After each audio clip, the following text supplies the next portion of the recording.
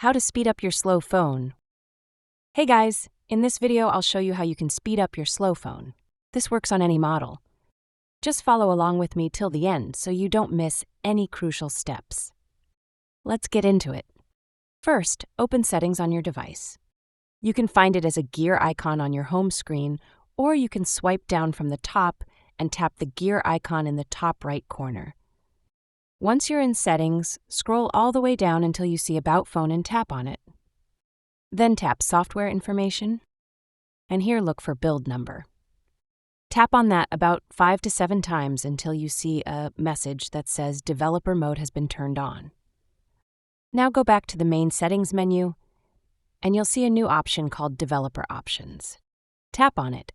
Once you're in Developer Options, scroll down until you find 3 settings: Window Animation Scale, Transition Animation Scale, and Animator Duration Scale.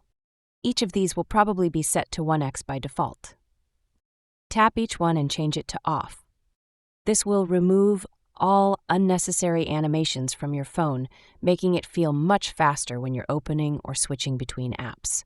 Another tip, always close background apps you're not using. Just swipe up and clear all your open apps to free up memory.